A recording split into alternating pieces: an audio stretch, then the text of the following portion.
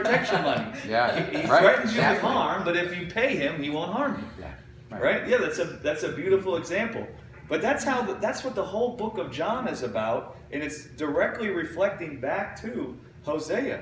And at the time of Hosea was after Deuteronomy was given, and it was after they entered into the promised land.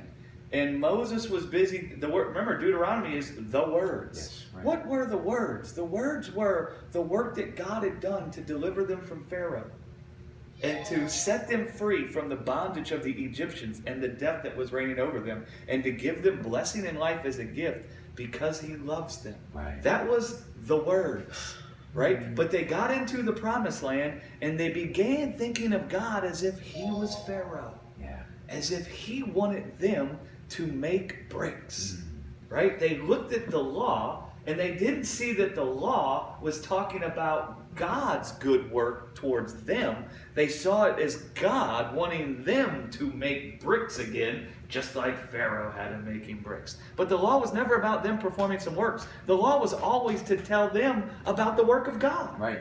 That's what Jesus saw when he saw the law. He saw the work of God to give forth life. When Jesus looked at the Feast of First Fruits, he said, my goodness, I'm going to be the firstborn from the dead. God's going to raise me up from the grave. God's going to conquer the death of the world in me. And then he's going to raise me up from the grave, and I'm going to be the firstborn from the dead. And I'm going to ascend into heaven and present myself before him as a human clothed in glory and immortality.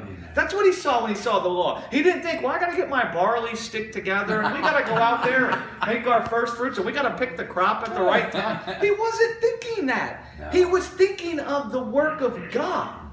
See, in the Israelites, they didn't see the law as talking about the works of God. They saw the law talking about the works they're going to do. Sure. And so they were intimate with their own works. They were a fornicator and a profane person as Esau, Yes. who had sold their birthright, which was blessing in life as a gift, for what they could get through their own works. That's what they had done. And because of that, they didn't know God. Right. God's thinking, man, did you guys do anything when I led you out of Egypt? How is it that you guys got from there to here? Yeah. Remember the promised land when you guys came in there? Were the buildings already built? Yeah. Were the vineyards already there? Right. Was everything already done for you, or did you have to go in there and do that? Yeah. How are you guys missing it, man?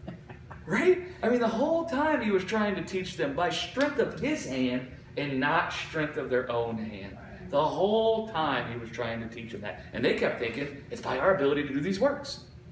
It had nothing to do with that. That's why God says, man, sacrifice and offering, I never want it. You're completely missing it.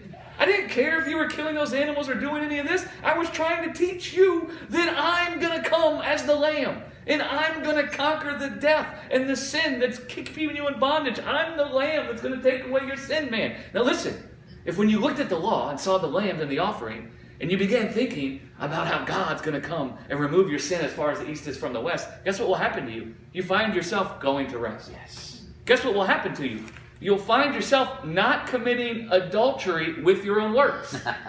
You'll find yourself resting in your Maker as your husband, Yes. right? You'll find yourself resting and not committing adultery when you see the work of God. Yeah. But that's what they didn't know God. And so Jesus comes into the world to minister the knowledge of God. What knowledge? He come and plop God's heart out on the table so we could see it for what it was. And we see it real clearly on the cross. Yep. This is the heart of God. When it says, behold the Lamb who takes away the sin of the world, the sin of the world, an aspect of that is the sin of the world was coming against God as he was hanging there on the cross. It says, Jesus who endured such contradiction of sinners against himself. So Jesus is God hanging there. He's trying to reveal what God's heart is filled with towards human, even when they're dead in their sin. Yeah. So humans are dead in their sin, and here they come to God's house with pitchforks and fire lanterns and nails and hammers and a tree, and they come to nail him to a cross. And Jesus, as the priest of God, ministers the heart of God to humans even when they're dead in their sin, because as they're in sin, nailing God to a cross, what does God do? Prays for them, blesses them, takes their sin into himself, dies their death, turns the other cheek, and then brings all their death into the grave and leaves it there. That's Jesus as the priest ministering the knowledge of God. You guys don't know God's heart for you. You think God kills sinners. You think he punishes sinners. You think he condemns sinners. You think he accuses sinners. Well, I'm going to come stand in the midst of you, and you're going to sin against me, and I'm God, and I'm going to show you what I'm going to do. And then we see God being himself in the midst of all the sinners, loving them in the midst of them hating him, praying for them in the midst of them persecuting him, blessing them when they're in the midst of cursing him, laying down his life for theirs. That's God manifested in the presence of sinners. That's the heart of God towards people, even when they're dead in their sin and busy hating him. Right. He's ministering the knowledge of God. Let it be known once and for all the heart of God, not towards righteous people, towards sinners. Yeah. Here's what it looks like. Bam! That's why over his head it says Yahweh. When Moses said, how can I know you're going to be with us, God? It's a stiff-necked people. These people are so stiff-necked. How can I know you're going to be with us? And what does God tell Moses? He says, I will reveal my glory to you, and I will visit them with who I am. I will visit their sin with my goodness. I will visit their sin with my glory, with who I am. When you look at that, that's the first time it says Yahweh, Jehovah, in the Bible. And so, over Jesus' head was the inscription, acrostically, Yud, Hey, Vav, Hey, Jehovah. Yeah. Over his head. How will we know how God will be with us when he finds us dead in our sin? God will reveal his glory towards us, even while we're in our sin. The cross is his glory manifested towards us, even while we're dead in our sin. Wow.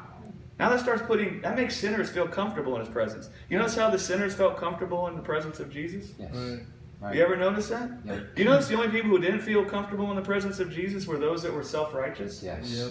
Or thought they were something by their works? The adulterers. Fruit inspectors. Fruit inspectors. Right? Good, yes. They were the only ones who felt uncomfortable in the presence of Jesus. And even Jesus dealing with them was just trying to tell them what they needed to hear to be shocked out of their death. Yeah. They were busy with something that was killing them, and they thought it was great. Yeah. And so he comes and tells them exactly what they need to hear to shock them. It's like when a person's in shock. You can't just talk to them, oh, well, it's okay. No. Sometimes you got to smack them, or you got to shake them, right? And so these guys are busy like, oh, we're the children of Abraham. The hell you are, man. If you were the children of Abraham, you would do the work of Abraham. And what did Abraham do? He believed. He didn't do anything else. Right. Right? You guys aren't believing. You're busy working. Yeah.